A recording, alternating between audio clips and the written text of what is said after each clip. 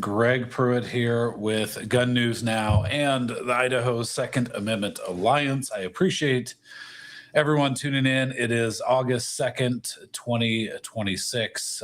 You can probably see I'm not in my normal desk and studio. I traveled up to Twin Falls. Technically, it was down because my hometown's a higher elevation, but traveled to Twin Falls. It's about 2.5 hours from my house. I came down. I'm hoping to do some interviews and also do some videos tomorrow on August 3rd from the town, inside the town, and I'll have at least one interview for sure that I'm working on, and hopefully a couple others. We'll see how it goes. But I appreciate you guys tuning in. If you're not already, please be sure to subscribe to the Gun News Now YouTube channel, even if you're watching on Facebook. We would appreciate that. And welcome to all of you, and thank you for tuning in. We've got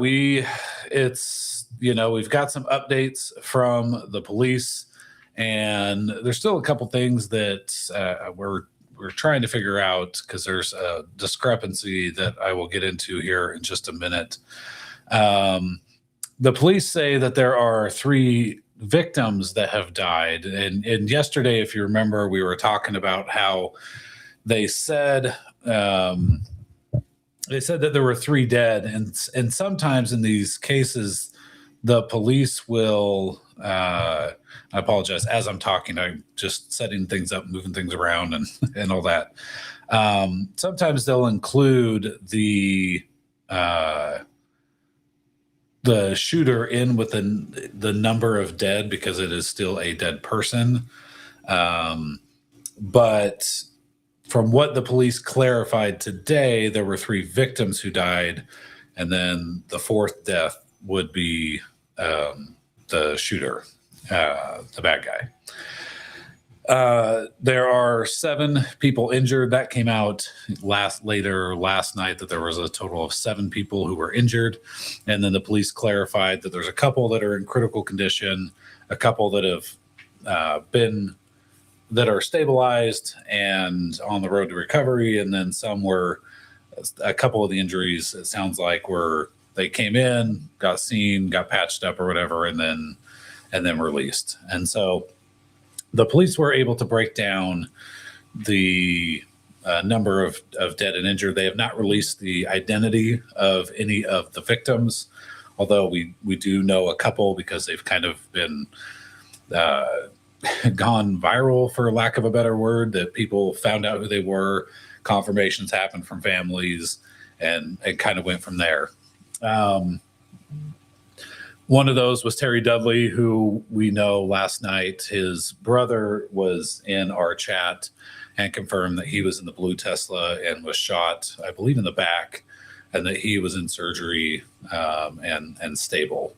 That was the last we had heard. He was, and Terry Dudley was the first victim who was kind of announced on social media and kind of spread fairly quick last night. The other, we don't necessarily know the names of the victims in the gray Tesla, but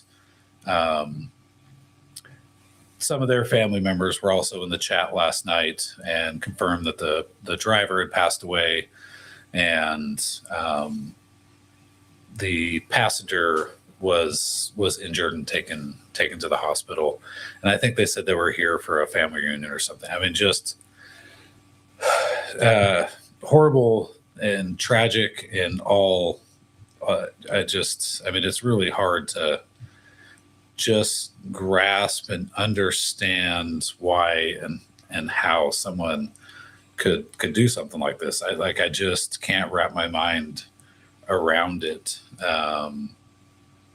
Anyway, the police did also release the name of the shooter as Chad Williams. Now, here's the thing. That was not a name. I didn't see that name at all last night. The name I kept seeing was a lot different than what the police said that this guy's name was. And and again, if last night, if you were watching the live stream, you'll notice like I didn't want to share the name that I kept seeing on social media because it was some sort of weird kind of European type name. And I mean, this guy's name is about as American and white sounding as you could possibly get. So it was just a lot different than what I was seeing. And that's why I didn't want to share the name last night. And the police actually talked about how there was several names of suspects, alleged suspects, that were the wrong person. And so they clarified that those individuals were not the shooter. And they said that he acted alone, so that there's no other shooters. It sounds like there were other incidents that were happening around the same time. And so there might have been confusion about who was what. Another one of the victims, and we're going to talk about this for a little bit. Another one of the victims from yesterday was Austin Scott. Okay.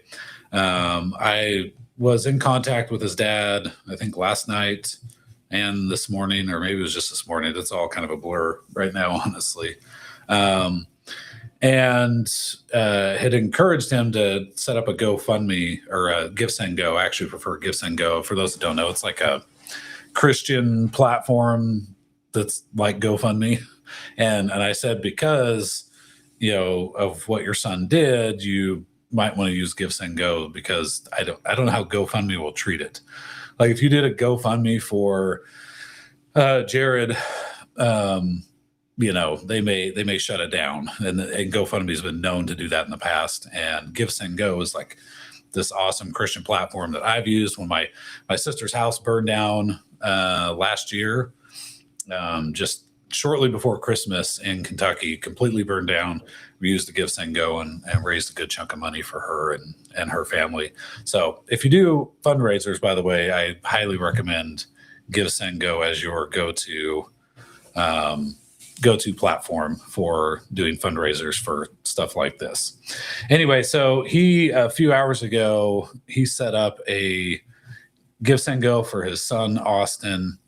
And as of right now, it has raised $28,000 in a few hours. And I had told him, I said, dude, people want to donate. They want to help, the victims. And so, you really should set it up. And he did. And it's doing really well. Now, no amount of money is ever going to, compensate for what Austin went through. I'm sure he would much rather not have gotten shot in the arm and had that happen versus, having money to pay all these. It's going to cost a lot, right? It's going to be a huge chunk of medical bills that he's going to have to do. So Austin Scott is another one of the victims that has now been, I would say, named. The authorities haven't named him, but media and social media and everything else has certainly gotten his name out there. And so let's see. I want to read what his dad posted, what Austin's dad posted about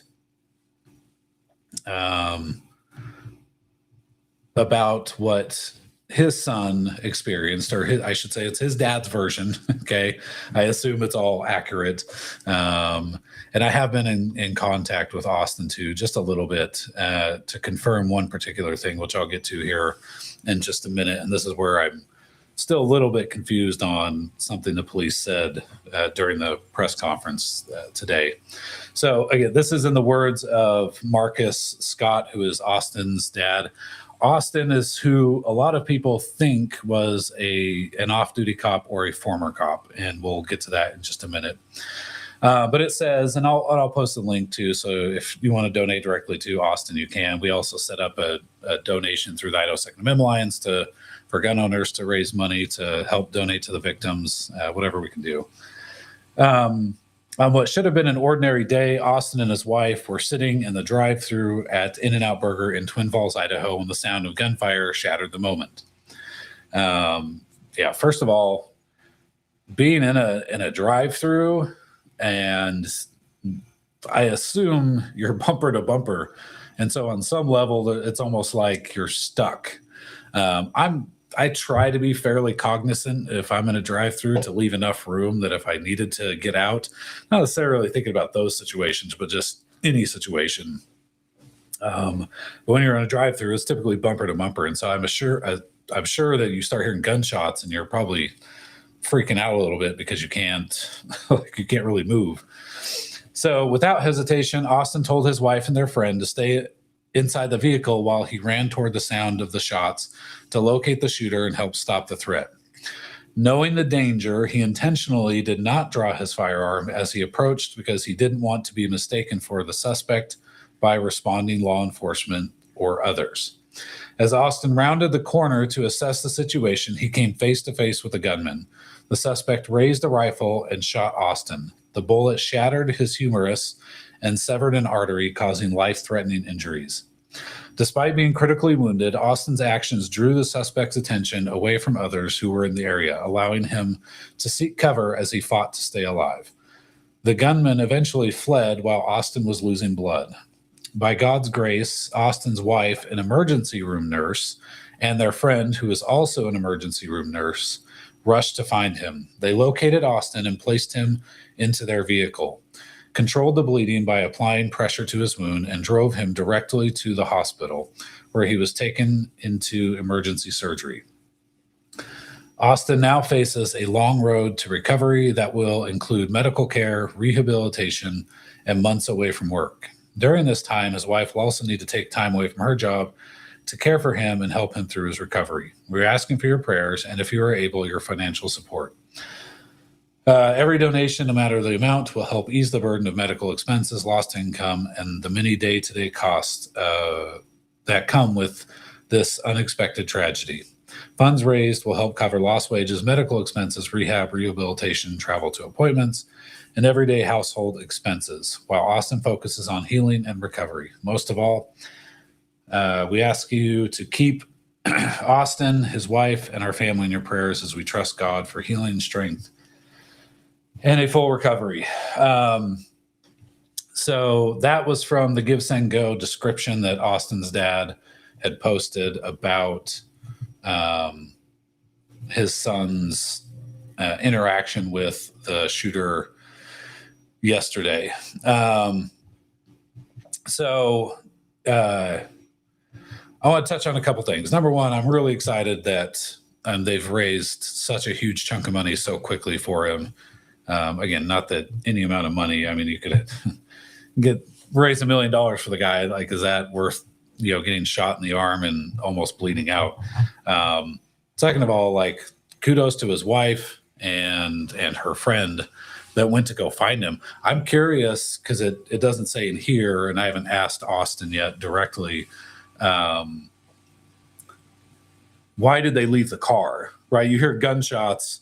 Your husband's gone. I'm sure they're freaking out because, like, your husband's running towards gunfire. Like, that seems like a terrible idea if you're the wife. You're like, what are you doing?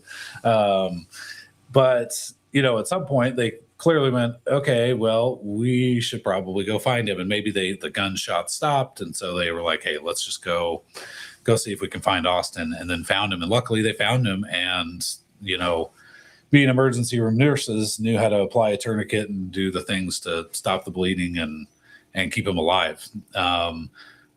They hit an artery that clearly could have killed him, but thankfully he wasn't hit immediately in the chest or the head or something where it immediately took his life. And so he's alive today. And look, I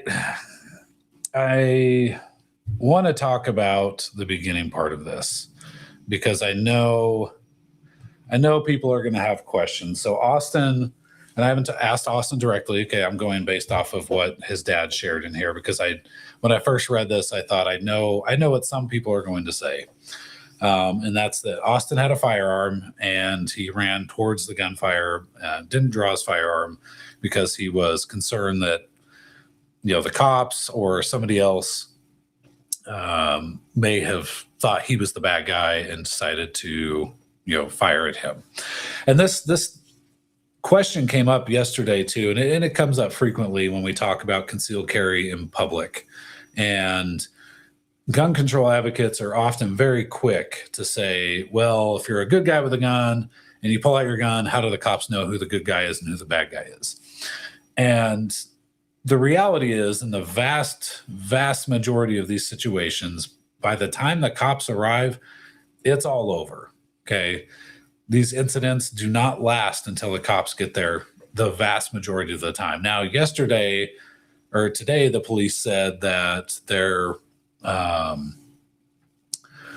that there was an officer-involved shooting. I want to say it was a Twin Falls PD, and that the Jerome County PD was. So anytime a cop fires his gun, they're going to do an investigation just to make sure that it was justified.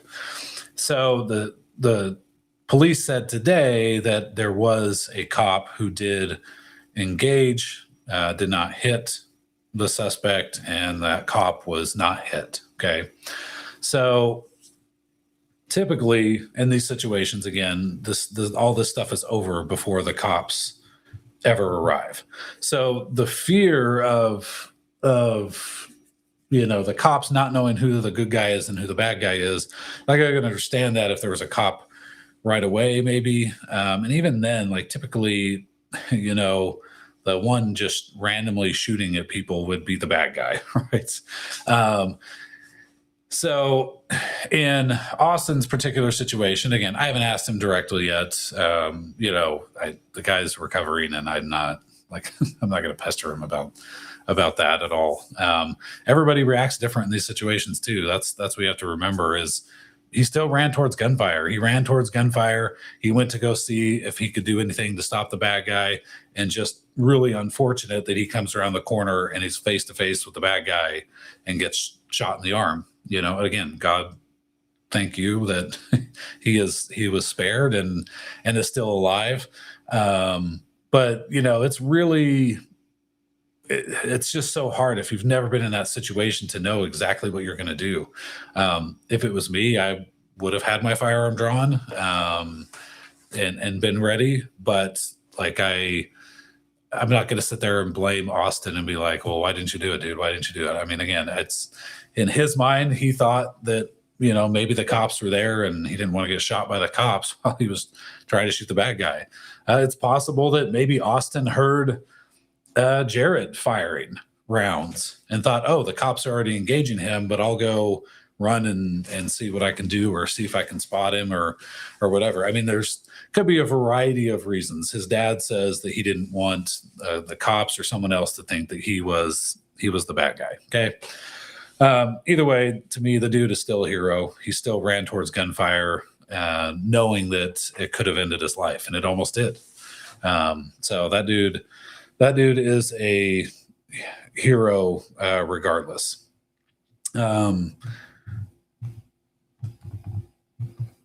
So right now, that's the story from Austin, and we are now at $28,500 raised to help him. So him and his family. So that's freaking awesome. I'm so excited. As far as Jared goes, we started a fundraiser with Idaho Second Amendment Alliance today to help donate to victims, people who were shot or people who were, injured or whatever. And so we'll work with the family, try to talk to as many of the families as possible to, once we stop our fundraiser, to be able to take those funds and donate them to the families. Really excited. But again, I wanted to make sure. Let's see if I can drop this Give Send Go in the comments. I think I can. I think it'll let me. There it goes. Okay. So if you want to donate to Austin directly, you can, that's the link right there. Yeah. Range Minded Podcast says every person would react differently. Fear impacts us all in different ways. And it really does. I mean, look, there are soldiers who were in Iraq when we were over there. And I mean, these are guys that are in the military, signed up to literally kill people, and bullets start flying, mortars start dropping, or whatever. IEDs are going off, and all of a sudden, dudes are. I mean, they're human. People are human, and your fear mechanism just reacts differently in everyone. But the reality is, again, that Austin, risked his life to go and try and confront the shooter. So, I mean, you hear these types of stories all the time with, when it happens at a school, a principal, unarmed principal, just runs and tries to tackle the shooter or something like that. I mean, so just an incredible story. I mean, again, I actually talked about this movie last night. If you've never seen Hacksaw Ridge, what an incredible movie, and a story about a guy who went into the most insane battle ever and just started rescuing people and pulling them off of Hacksaw Ridge while the Japanese were literally shooting at him and all this other stuff. He didn't carry a gun. He refused to carry a gun, and the dude was a freaking hero. So part of the confusion, this is something I wanted to clear up. So part of the confusion from the press conference,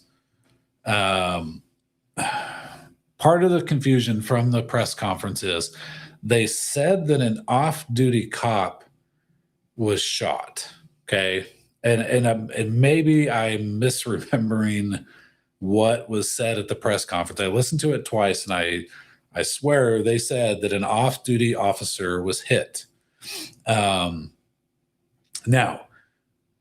what's weird is we kept hearing that Austin was a former law enforcement, I think former Twin PD and former ISP.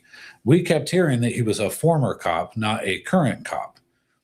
And so today, when the police said that an off-duty officer was hit, they said that the one cop who had an officer-involved shooting, and that was, where the Jerome County or the Jerome County Police would take a look and do the officer-involved shooting, they said he wasn't hit. So then they're saying that there was some off-duty cop who was hit. Now, Austin told me directly. I asked him, here, let me flip back here. So I will just read you my question. Because I asked Austin, let me just make sure I didn't say anything in here that he wouldn't want me. Okay. No, so I asked Austin, and you are off-duty ISP or a different department, ? We kept hearing you were off-duty, and some said former. So confusing, LOL. Austin responded and said, I am former LE, meaning I am former law enforcement. So, I don't... isn't that weird? Is there another person that we don't know about yet? I don't know.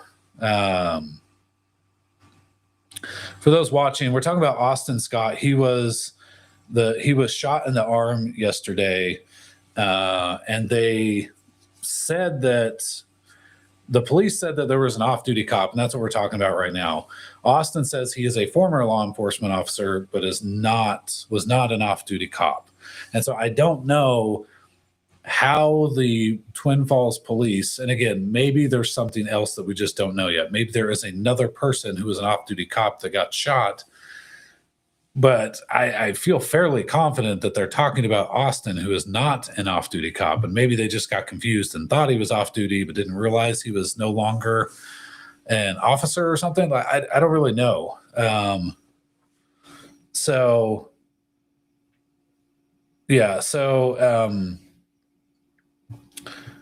let me 1 second here. Yeah, I'm just looking through the comments here real quick. Somebody's asking about the cameras from In and Out. I'm sure they have a bunch. I would imagine the cops and police. Maybe the cops and the police.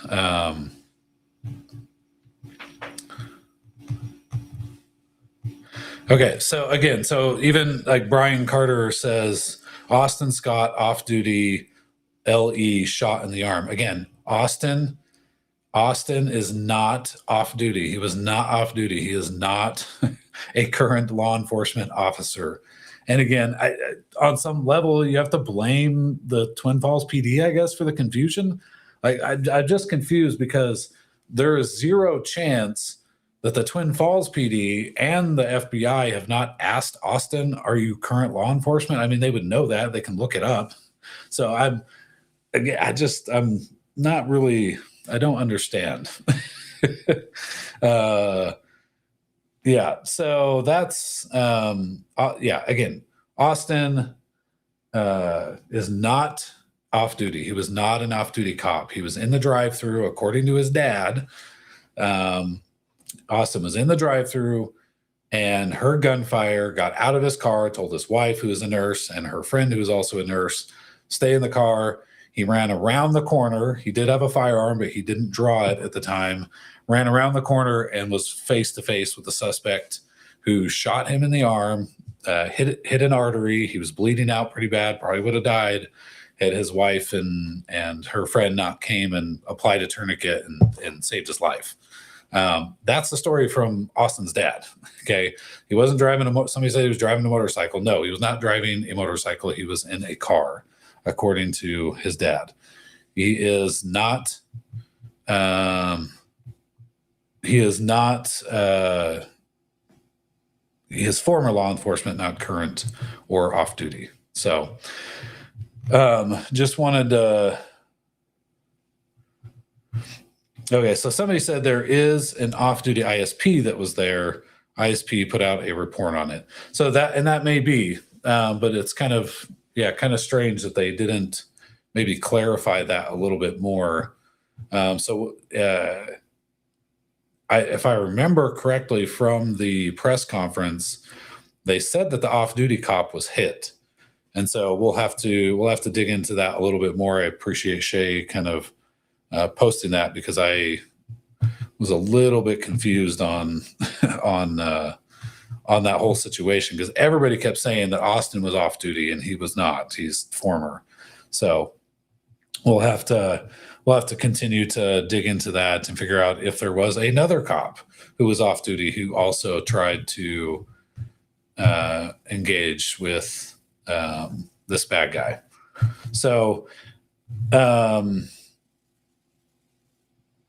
yeah, Brian summarized it really good there if you're watching on Facebook. So in terms of what we know about this bad guy, the cops also did say at the press conference today that I'm just getting on X here. They did say that they talked to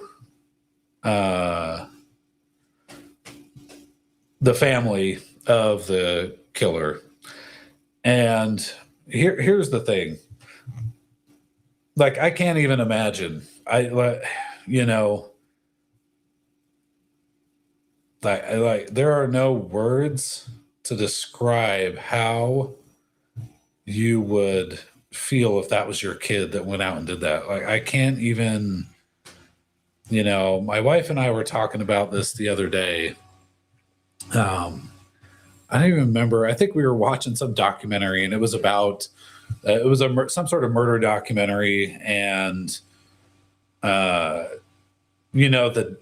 dad in this documentary did not want to, he didn't necessarily protect his son, but was like, yeah, I don't really want to give you the cell phone yet until you get so he probably did some things that you should do in this situation. But he said, he's like, I love my son. I gave him a hug, even though he had just, I think, murdered 3 or 4 people or something like that. It was crazy. And my wife and I were talking, and she goes, I don't know. I don't know what do you do in that situation? I said, well, I can tell you right now, if one of my kids did something like that, I wouldn't hide them. I wouldn't do anything. I'd turn them in.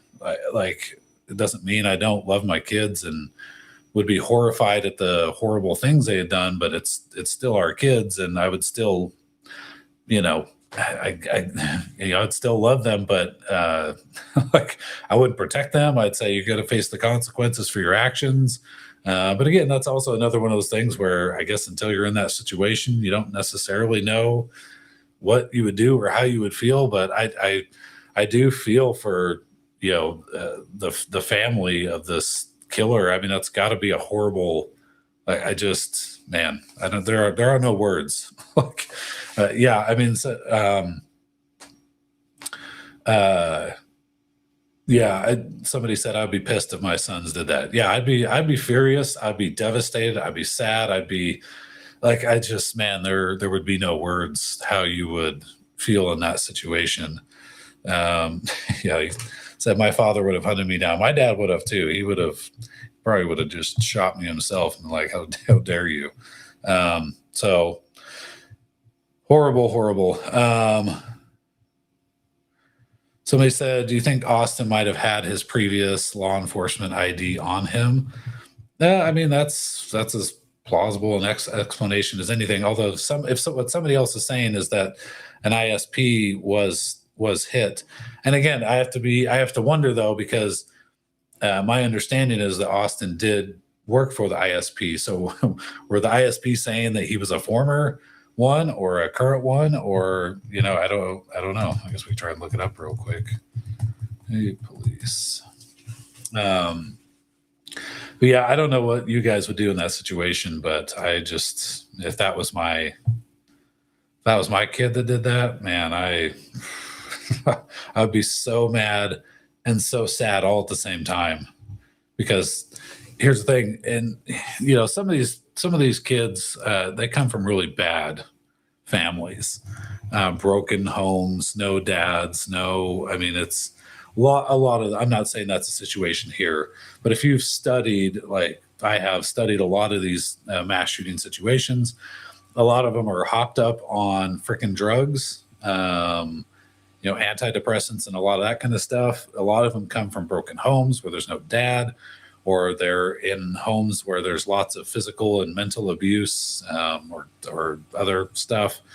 I'm trying to see, they have to have I'm trying to look for their news or their press releases. Oh, news release. Okay. So they come from these horrible, awful situations, but it's not always the case. I've taught my kids how to be good citizens and good Christian, God-loving people and all that. But I'm just seeing. Okay, so the ISP has not posted a press release, I should say. So it could be, go on their Facebook. Maybe they put on Facebook. So if you're just tuning in, we're talking a little bit more. I'm actually in Twin Falls. You'll notice the background in a hotel room, so it's a little bit different background than if you're watching me, you might be used to. There are 3 victims who died. That was some confusion from yesterday that the cops cleared up. That there was, because we didn't know. They said 3 dead, and we didn't know if they were including the shooter. The shooter is deceased, and we didn't know if yeah. Yeah, somebody said it's not always their raising. They make their own decisions, and that's the reality, right? For those that have kids, you raise them to the best of your ability, and once they're 18 and on their own or whatever, then there's nothing you can do.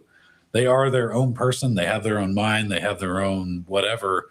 We have several kids with autism, and we do our best to get them the help that they need and do neurofeedback and all these things to help our kids. Like we're doing everything we can possible. We're certainly not perfect parents, my wife and I. We do our best to try and give them a good life. And ultimately they make their own decisions. Okay. So somebody said it's not on the,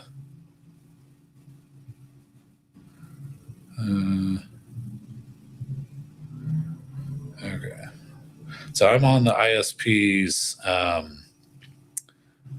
Facebook page. I don't see anything on the ISP's Facebook page about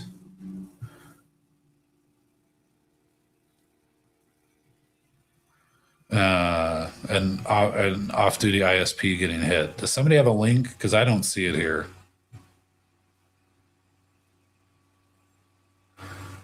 Because all they did was they shared a post from the Twin Falls Police Department, and they just said there's an ongoing incident, because that was at 4:30 yesterday. So I don't know. So maybe somebody can tell me where you're seeing that it was an off-duty ISP and the ISP posted something, because I don't see that anywhere. So in terms of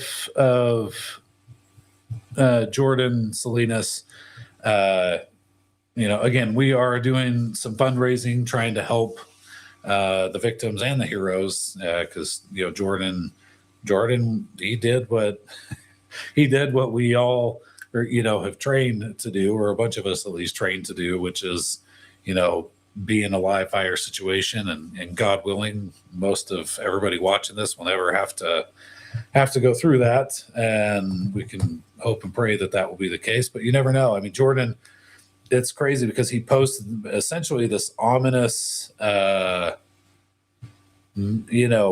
from a few years ago where he's like, hey, train every day, train hard, because you never know. You just never know. And Jordan, I mean, it's somewhat ominous that post came back, and all of a sudden, there he is in the situation that,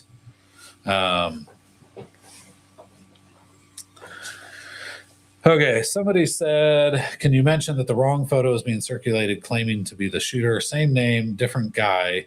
He went live a few times trying to clear his name.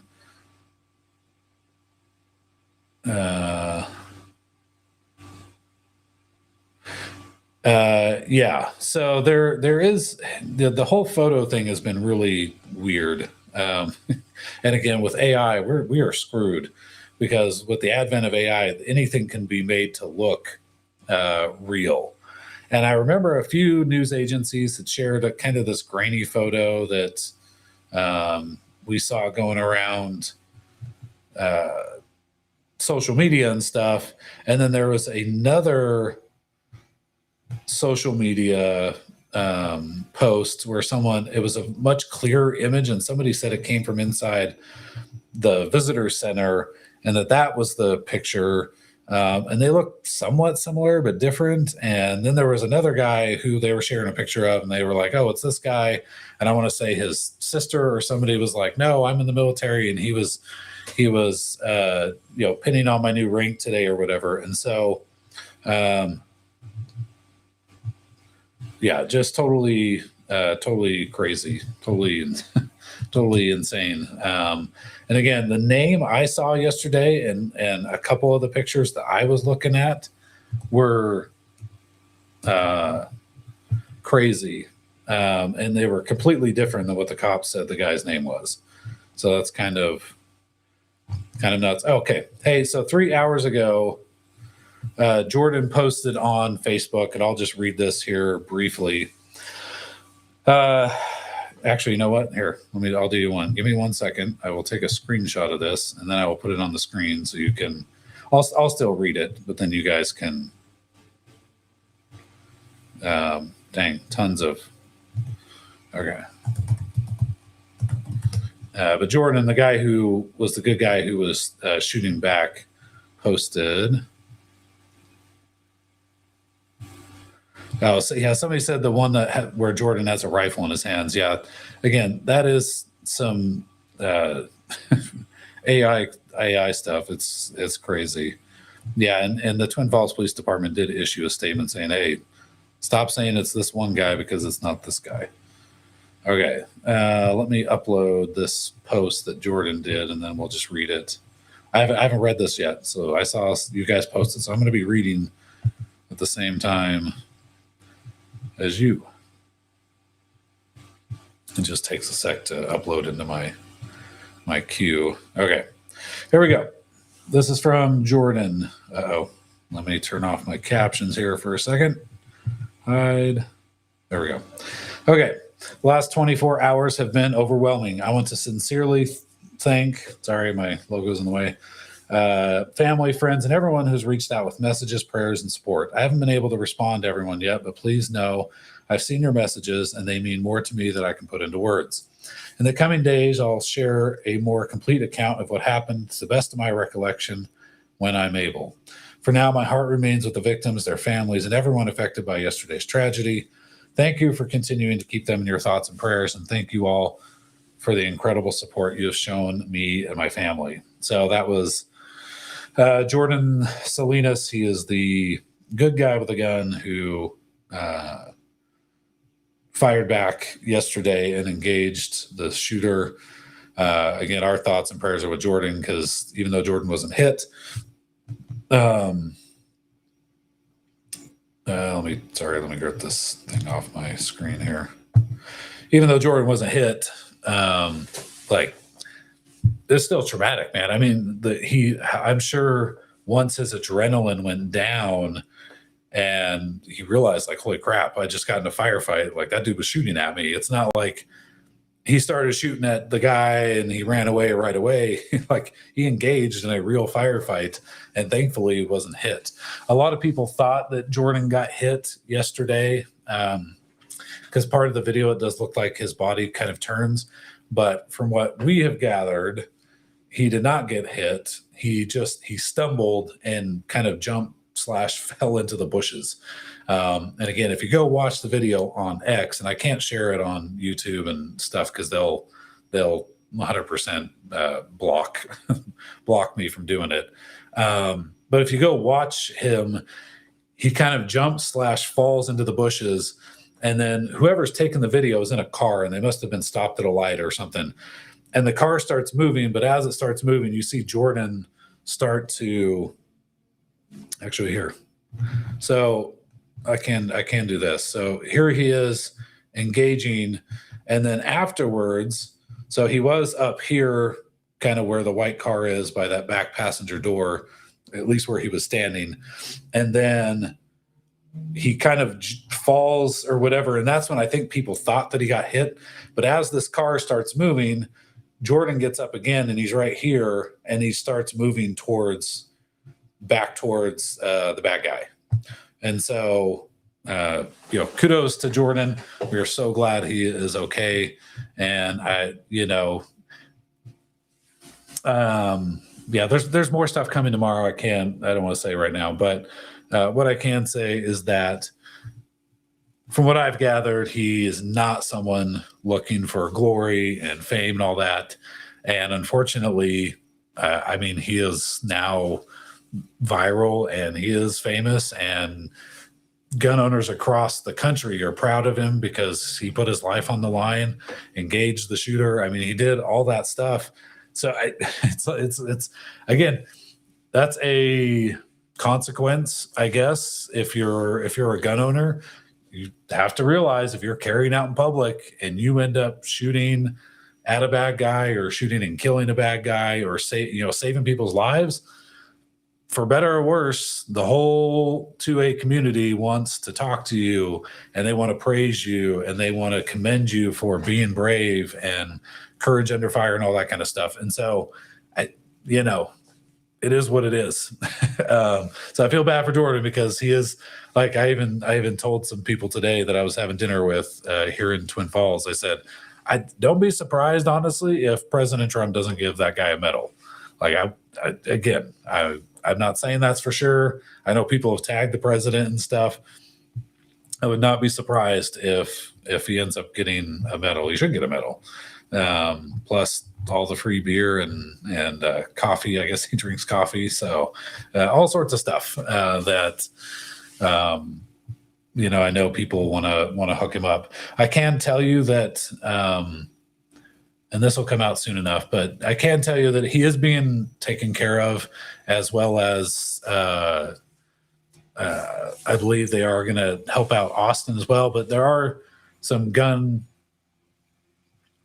companies and gun shops who are hooking Jared and any hero who's doing what they were doing, hooking them up with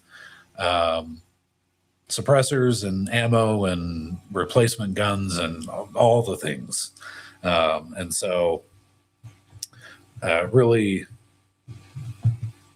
good to see the community rallying around the victims and trying to raise money for them and everything.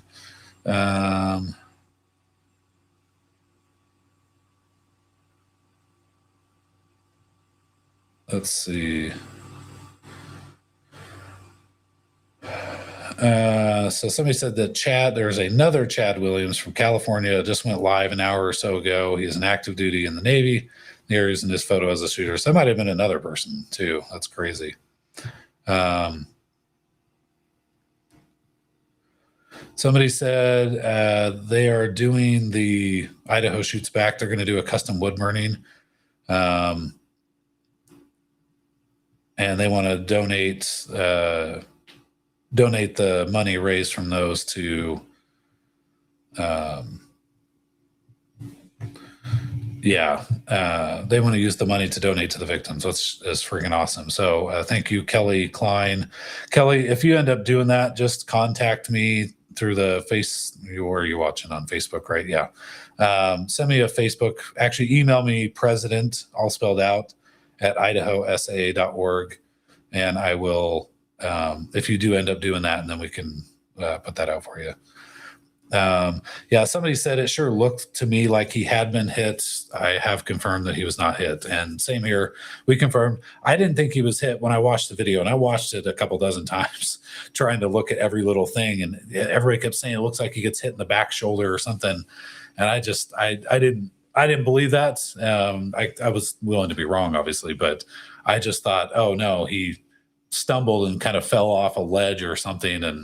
And because he got back up right away. Now, that doesn't mean he couldn't have got hit in the shoulder and just his adrenaline didn't realize it, went through the pain and stood back up and, started engaging. That was a possibility. I didn't see anything that looked like a definitive hit when I was watching. So,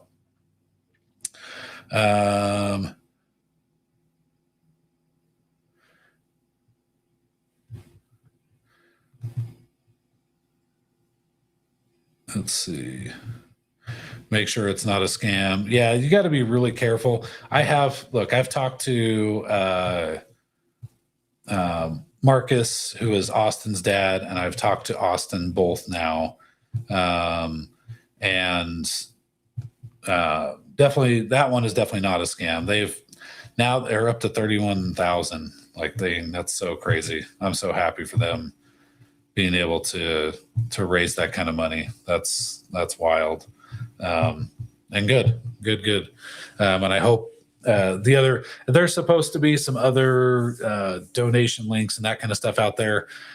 For those that want the Idaho Second Amendment Alliance, we are also raising funds, and all the net proceeds will go to them. We're also giving out a sticker. Actually, I could probably upload that real quick. Give me 1 second. A friend of mine made this meme, and we had to kind of make a change to it to make sure the headgear was accurate. That was another thing. We were talking to people who knew Jared really well, and we were trying to make sure that we had the most accurate headgear on the meme. But if you donate, we are giving out one of these decals for free. It's obviously not about the decal. It's about making sure we raise the funds to help the victims. That's the only thing that really matters. This is what Kelly Klein was saying, that they were going to do a wood burning of this particular thing. So we are raising funds, and I will make sure that, when we're getting the money to the families and stuff, that we only give it to the people directly, so that there's not, because there are scams out there. I'm not saying there is right now about this particular incident, but there are scams out there, and so you definitely got to be careful about it. But I can tell you, because I did talk and encouraged Austin's dad to start a Give Send Go, and then he sent me the link and stuff. So I know that the Give Send Go, if you're wanting to, and we dropped that in the comments earlier, that Give Send Go is good. That is a legit one for Austin, who was a former law enforcement officer who was shot in the arm and almost killed. And thankfully his wife was able to save his life, but they've raised $31,000 to help him and his family. And yeah, I'm not going to go through the post. You can read the Give Send Go, but it's just a kind of a heartbreaking story, and also just a story of bravery. And luckily his wife, who was a nurse, was able to apply first aid. The other thing that was shared was give me 1 second here. If I can find, I don't know if I can. The In-N-Out did put out a statement and confirmed that one of their employees was killed. I don't know a name of that victim, and maybe somebody will have that eventually. I've been, between traveling and talking to people, trying to set up interviews and stuff like that, I just haven't had a chance to search around for more of the victims and who was hurt and or killed in this tragedy. Let me pull up real quick the In-N-Out statement. Sorry, I might look a little bit more tired. I did not sleep super great last night. I was up just trying to get stuff ready.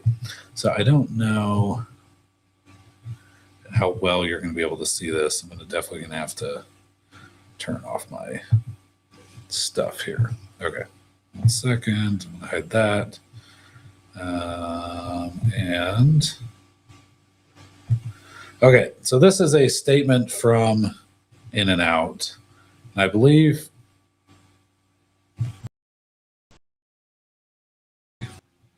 what is happening? Oh, that's for the logo. That's not going to help. So, sorry about that. 1 second. I put it in the wrong spot, and that would make sense. That's, like I said, I'm a little bit burned out right now, but that's okay. Actually, I'll just turn the logo off for a minute too. Just like I can't. Again, this just goes back to I don't. The other employees and all that stuff is, oh my gosh, like I just can't even imagine. Okay, so if you can't see that or you're watching on your phone, I'll just read it real quick. This is from the In-N-Out. I believe it's maybe the owner, the manager, somebody. I recognize the name, but I don't remember what her position was. I've heard owner and I've heard manager, but either way, she's with In-N-Out. She said, "To my dear In-N-Out family, customers, and friends, and family to both, my heart is broken, my chest is heavy, my eyes burn from tears I've shed. We lost one of our beautiful associates tonight. She was taking care of our most important asset, our customers, and her life was taken by a disgusting human who doesn't value the lives of others, or his own.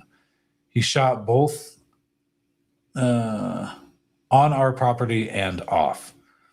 I think she was saying that he fired rounds on In-N-Out and obviously off of In-N-Out. And ended his life shortly after he took the precious lives of our associate and customers, innocent people who never saw it coming. In-N-Out will be mourning with the families and praying for them as they tread through a very painful season. I am no stranger to loss, but this is incredibly tough. And my heart also goes out to all the associates and customers who were there during this traumatic event. I love you all, and I ask you to turn to God, not in anger, but seeking comfort and strength for those who are hurting. We will stand together, and we will do everything we can to learn from this situation. Love, and God bless you. Let me see. Lindsay is her name, and again, I don't recall what. Maybe somebody in the comments has already telling me what her position was. Just golly, what a horrible situation! Not only for the customers that were there, the family, obviously of the victim, and then like the other associates, so to my knowledge, this just opened like a week ago, right? This particular In-N-Out just opened, and In-N-Out's been a huge talking point in Idaho for a long time, right? A lot of people wanted In-N-Out for real. I love In-N-Out, I'll be honest. Every time I go to Boise, I usually go to In-N-Out. I love the fries.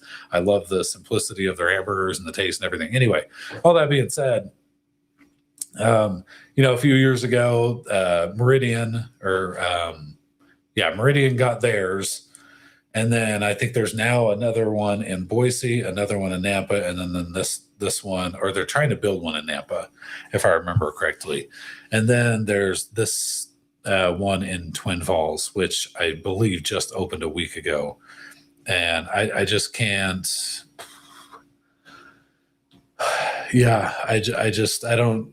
How do the employees come back? I mean, I get that you're going to have to, get the help you need and eventually start working again and all that kind of stuff. But I can't imagine. Like, I seriously can't imagine what a horrible, devastating story. Oh, by the way, that reminds me, and we're hoping to get more details. I talked to some folks who there is apparently a mom who was at In-N-Out with her daughter, and the story we have been told, okay, and I have no reason to doubt this particular story, was that the gunman was coming right at her daughter. And so it might have just been her daughter's story to her mom, and then her mom relayed it to the people that I've been talking to. And they've been going back and forth. And so we were trying to confirm some details. But the story essentially is that the daughter witnessed her coworker getting shot and killed, and the gunman was getting ready to possibly hit her or shoot her. And that's when, allegedly, Jared started firing at the gunman. And that's when he got distracted, turned, and started engaging with Jared, and saved their lives, or saved her life, excuse me. So I mean, there's some stuff about the story I still got to kind of figure out some other minute details or whatever, but that's the reality. Okay, these cowards, when they get in these situations, they want an easy target.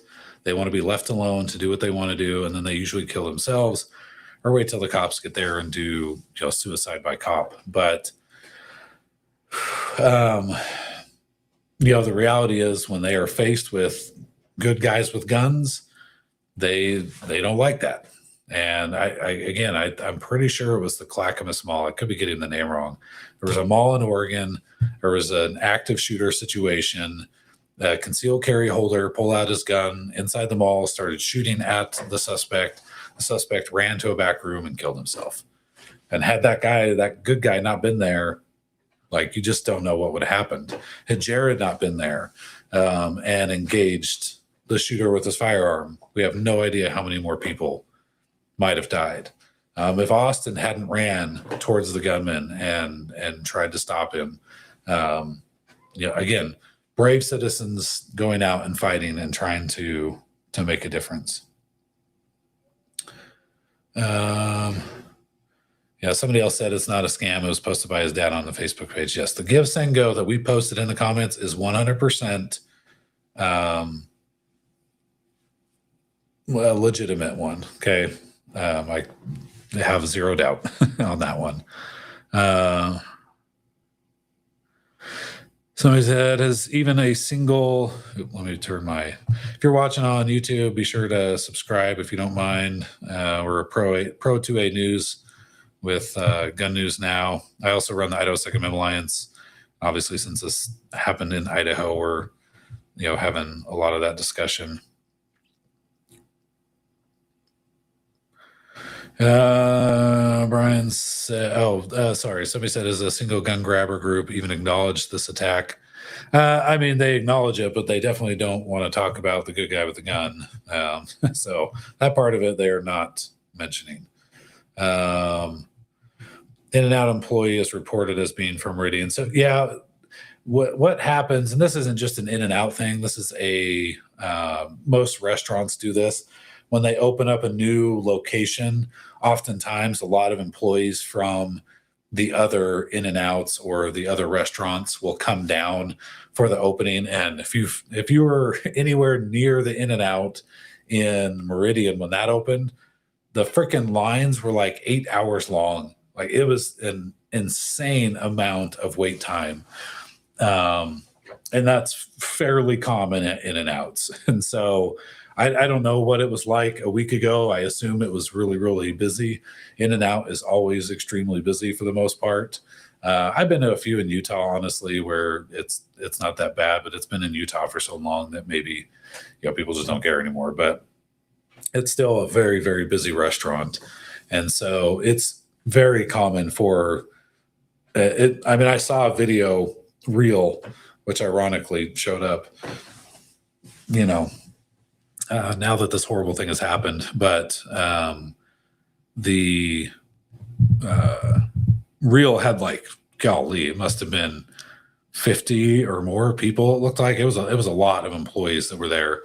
And obviously there's not that many of them, in any one given shift. But because of it being a big opening and the Twin Falls one is nowhere near Boise, it's not like when Meridian had its opening and then Boise opened one, I think down by BSU, if I remember correctly. A lot of people had already been to the one in Meridian, so you're not going to see the same overload that you would see maybe at Twin Falls, where, hey, the people in Twin Falls aren't going up to Boise to go to In-N-Out, So now that they have their own, now it might be kind of nuts. Now I don't know anything about how the opening for In-N-Out here in Alwyn. Okay, so you guys said it's from the owner. Okay, that's what I thought. It was the owner. I couldn't recall. I saw it yesterday, and somebody said owner. I think it's just been a while.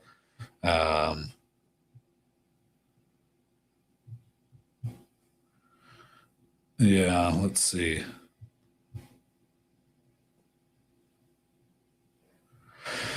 Let's see. Somebody said Lane Cohen, gotta be Cohen, Koehn. And I've heard that name. I didn't know who it was. And we got to give this guy credit, because if he's the one that took the video of Jared, then I mean, that dude got the most viral video of all time. Like, holy cow. He did a long interview last night describing a terrifying experience. He pulled over to help with a girl shot in the chest. Yeah, I saw several stories, and I wasn't quite sure if Jared was the one who, after he engaged, went and helped people, or maybe it was this Lane Cohen person. Yes, Matt said that he has the mom's name and screenshots of her post. Yeah, the parents want to meet Jared, and that's totally understandable based on what happened. Okay, somebody did say it was the Clackamas Town Center. I was pretty sure that's what it was.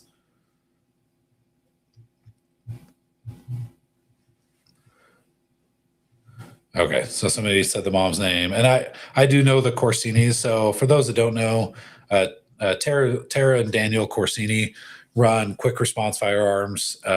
Incredible people, and we've actually done with Idaho Second Amendment Alliance. We did a raffle with them. That was this year, last year, earlier this year. It's all blending together. I'm so tired.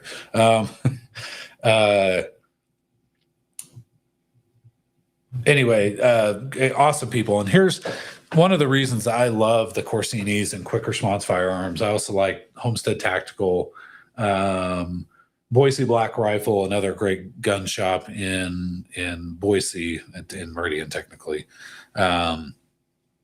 But those three gun shops, QRF, Homestead, and Boise Black Rifle, they get involved in the fight. Okay, and I'm going on a little side tangent here, but I think this is important because a lot of gun shops, they sell guns, and they love guns, and they shoot and they train and they do all the good things on that side of it.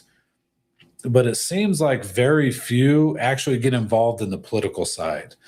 And I've never understood that, and it always frustrated me how hard it was to get some of these gun shops to fight. Like, you literally are supplying everyone with the guns that we all love and enjoy and exercising our right to keep and bear arms.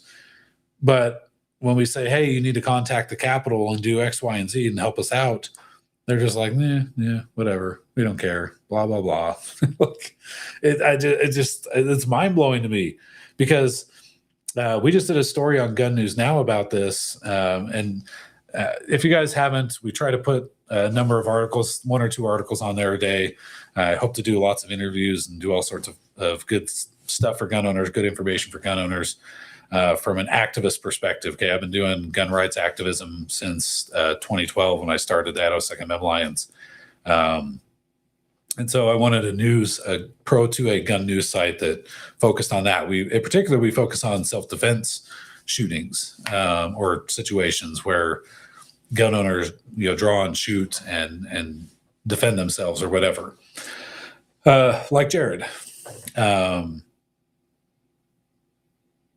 Yeah, I totally lost my train of thought there. I'll get it back. Don't worry. I was going back to the gun shops. But the difference is Boise Black Rifle, for instance. Oh, that's what I was getting. Okay, so on Gun News Now, there was a story that we did about the gun grabbers. Okay, Giffords and Everytown have put out a tracker, and on this tracker is every lawsuit, I think since 2015, against gun manufacturers and gun shops, and there's probably some other entities in there, but for the most part, it's gun ammo manufacturers and gun shops. Okay, the Glock lawsuits and all that kind of stuff. And there's like 100 and some odd lawsuits. Like, they are using lawfare to target the Second Amendment. And that's where I wish these gun shops, more of them, would be like QRF, be like Homestead Tactical, be like Boise Black Rifle, and get involved in the fight. For crying out loud, like, your business is gone if these guys get their way. And they are very clever. They are very orchestrated. They are very well funded. And they will use all sorts of backdoor means to target the right to keep and bear arms through lawfare and whatever else they can do, especially if it's in a red state like Idaho. Okay. So you got to be more involved. The QRF and Homestead, there was a program called Leads in Twin Falls that the police were using to basically track all the guns that were being, I think it was sold out of these shops, and the police were like, hey, when you sell that gun, we need to know who you're selling it to and blah, blah, blah. And they're like, what? No, we already have to do the stupid ATF form that shouldn't exist. We're not using this police database program just for you to have all of our customers' information. This huge fight over it. And QRF and Homestead took a beating from the law enforcement community because they were fighting this Leads program. And we got involved. We were helping get the word out about what was happening. The AG's office eventually came out and said, yeah, the law that we passed, I think the year before or a couple years ago, prohibits law enforcement agencies from collecting this data. You can't do this. And so it stopped.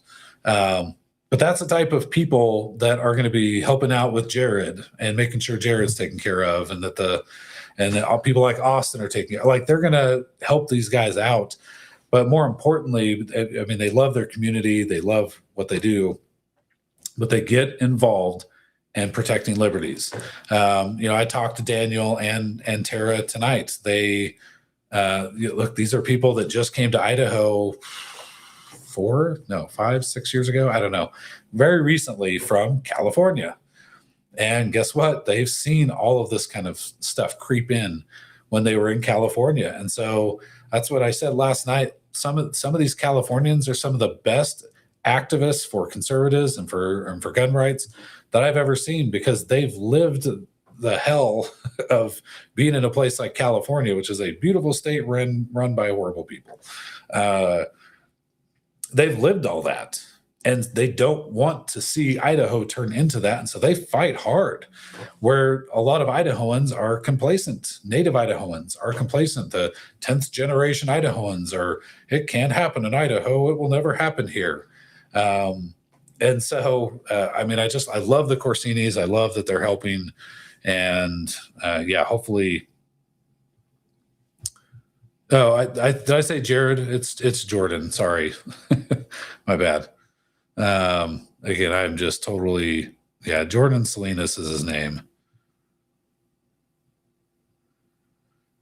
Oh man. So Matt Roleri says that he had to tow the Teslas last night. Man, if that's the case, brother, I'm sorry. That sucks. I can't even imagine. Let's see.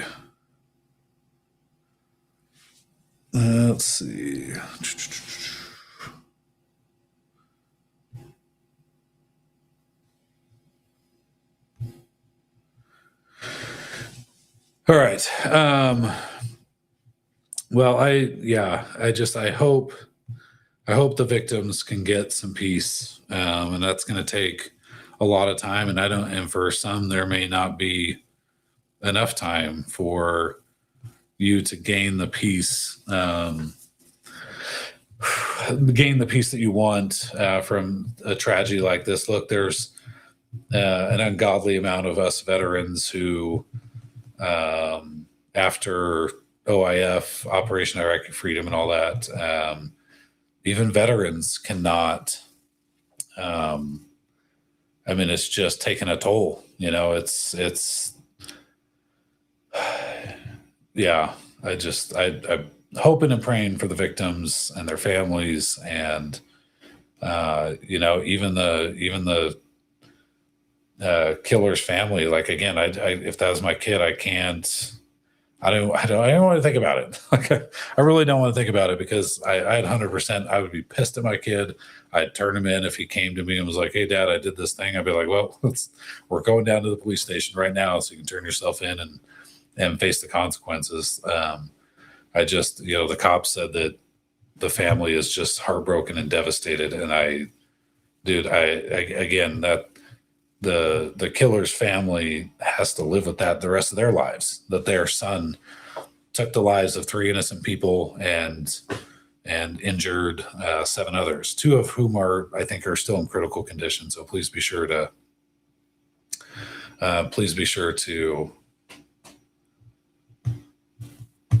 just, again, keep all these people in your prayers.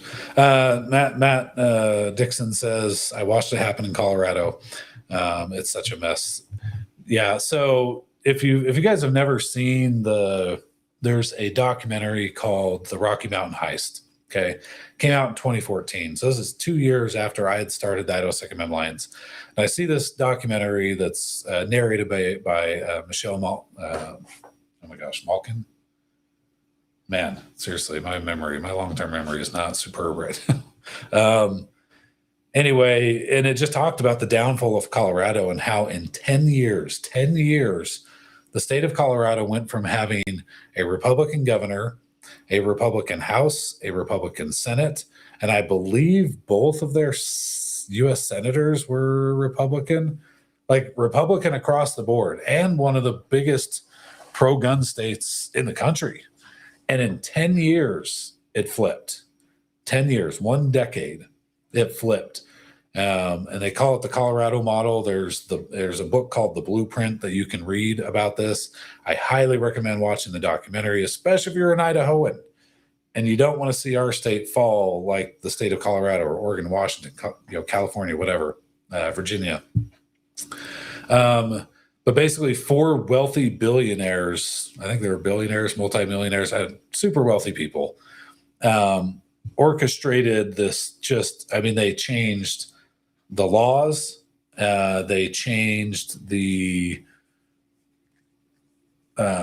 court systems and got different judges in who would be better for their cause. They organized liberal groups who, mobilized to help fight. And then they started dumping an ungodly amount of money into these state races. And we've seen that here in Idaho too. Years ago, you could run a state legislative race easily for $10,000 to $15,000. Like, it was super cheap. And now you're seeing some races here in Idaho going for well over 50 grand, 50 to 100 grand. I mean, it's insane. Like, I've never seen the amount of money spent on some of these legislative races is outrageous. And what happened in Colorado is happening here. There are liberal groups mobilized. They are trying to push radical ballot initiatives. They were successful in taking out 5 of the most conservative lawmakers that we had in the Capitol through lies and deceit and spending a bunch of money. So it's happening. Like, what happened in Colorado is happening here in Idaho. And you're also seeing Idaho change. The crime here it's not Chicago or anything like that, or even remotely close. Idaho is still one of the safest states in the country. We definitely need more good people carrying. A lot more good people need to carry, like Jordan, and do the training. But we can't be complacent. Complacency is what killed Washington and Colorado. Washington in particular, I've talked to so many. We have family in Washington, and my wife and I lived there for a year and a half when we were first married back in 2006. We lived in Washington State, and it wasn't nearly as bad. It's just the Republicans there gave up. They got complacent, and they didn't fight. They didn't fight to protect their state, and that's what's happening in so many of these red states. Is people just don't think it can happen here, and so it's very, very, very frustrating because my good friend Seth is in YouTube watching under the name Patriot Rosie. He was with me from the very beginning of the Idaho Second Amendment Alliance.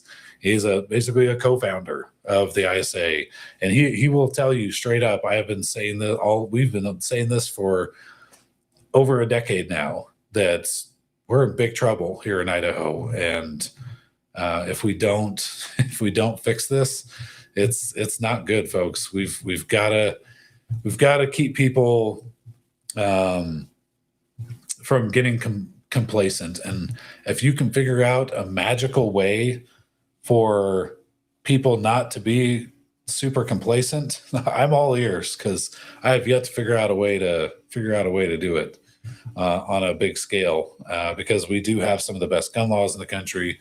We have some of the best just laws in general. It's a relatively safe place to live, and there's so many things to love about Idaho. And anyway. All right. Well, I think I'm going to call it a night. I'm going to try and get a little bit of sleep. Tomorrow, I will oh,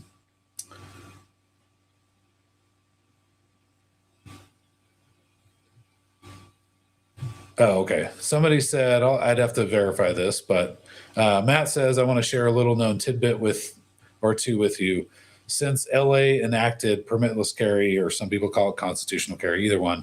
We said, when I saw LA at first, I thought you were talking about Los Angeles. I'm like, I don't think that's a thing. You're talking about Louisiana. Homicides in Shreveport were immediately cut in half. But that's the reality, right? Like, if a bad guy knows that he's going to go do some carjacking or break into someone's house or attack someone in public, there's a very high probability. Now, a mass murderer won't necessarily care, even though they're still looking for a soft target. But like your regular, just run-of-the-mill criminal who's a carjacker, wants to assault someone or whatever, they think twice when all of a sudden it's like, oh crap, anybody can be armed. anybody in my city or state is now, like here in Idaho, it is constitutional carry for every American 18 and older, every single person. So when you come to Idaho, there's a very high probability multiple people around you are armed. And I wish a lot more would have been the other day. Let's see. Yeah, so that I'd honestly want to verify that, but it wouldn't surprise me either. That's when you have constitutional carry, it's just like, oh crap, anybody can get a beat on me. Regular gun guy said we need employers and private organizations let people carry on the premises. This last session in Idaho, we tried, and I know other states have worked on this. We want to. Here's the thing with employers like Micron and Simplot and some of the bigger employers here, but even smaller employers. I think the big concern is from the employer's perspective is, look, I don't care if my people carry on their premises or put it in their cars or whatever, so that if they're going home after work, they can, have their firearm for self-defense, yada, yada, yada.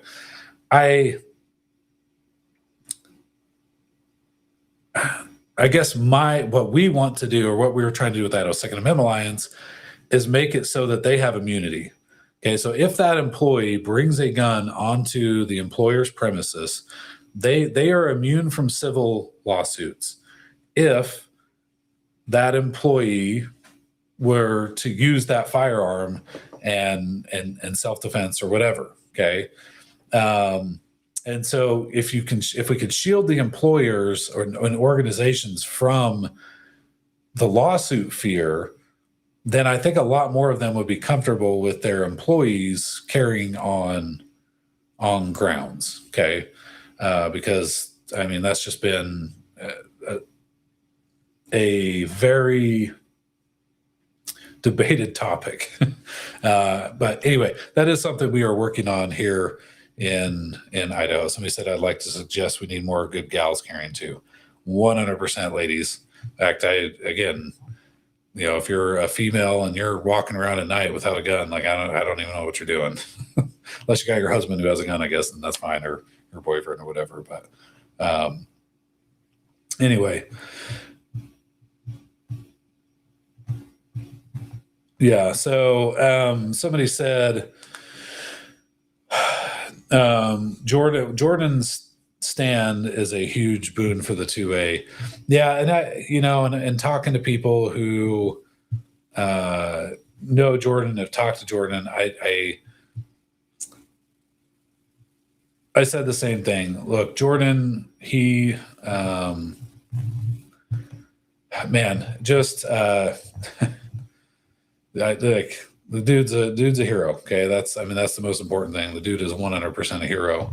But more importantly, I told people, because from what I've gathered, he's a very quiet guy and reserved and doesn't want the attention and all that kind of stuff. Like, I get it. Nobody, most people don't. Okay, I guess I should say nobody. I shouldn't say nobody. Most people don't.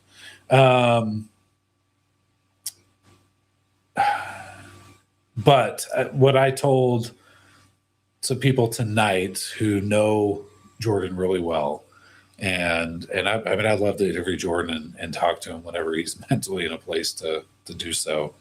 I said, look, you're not seeking the attention, you're not seeking to be a hero and all that kind of stuff, but you're in the situation now. There's no hiding it out. Everybody in the country knows your name. All the gun owners love you and appreciate that you were willing to risk your life, for those around you. But, I said, there's also, the 2A community needs more people like Jordan. We need, hey, we got to show the gun grabbers and the general public who doesn't necessarily follow this fight like you guys do or like I do, to go, oh, okay, wow, a good guy with a gun helps save lives. Even if he didn't hit, the gunman, he saved lives by distracting the gunman so that he was focused on Jordan and not on shooting other innocent people in the restaurant or wherever. So that, I mean, my encouragement to Jordan would be, hey, I know it sucks. It'll blow over eventually. Okay. All the fame and all the interviews and all that kind of stuff will blow over at some point. In fact, if I was him, I wouldn't interview with mainstream media. I'd tell them all to piss off. But as far as like gun tubers, and there are some good conservative media outlets, I'd stick to those if I was going to do interviews. If I was him, his story has to be told. Gun owners want to learn. Like, what can we learn from Jordan going, oh yeah, man, I started engaging and here's what I realized. I should have done this, or I'm glad I did this, or I wish this would have happened, or man, I got lucky because of this. There's so much we can learn from Jordan's story if he's ever willing to tell it. That I think that's a critical component. And that's, again, for someone who may be quiet and reserved and all that, this is the byproduct of caring in public, and you went out to go save lives, and you did. But let's if he's willing and mentally is there to do it at some point, like he said in his post, he's thinking about the victims and everything right now. He wants to focus on them, which is totally. And by the way, make no mistake, he is also a victim. Okay, he didn't get hit, but there are the victims who were tragically killed or hit with gunfire. But I mean, you got to think all the patrons that were and the other employees in there, they are victims as well, okay, of a sort, because they're now, like, I can't compare, right, the stories I've read and the videos we've watched and all that kind of stuff. It's not the same. It's not the same as the people who lived it, right? The people who were in the restaurant. The Jordan taking gunfire, again, that will mess with your head. Even though he didn't get hit, thankfully, even though he's still alive, that's going to mess with his head. Like, holy crap. Like, I got shot at, like I could have died. That will 100% come into his mind at some point, as he sits there and replays all of this stuff in his mind. So yeah, and that's why somebody, where'd it go?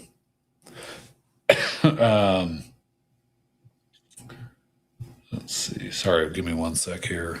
Yeah,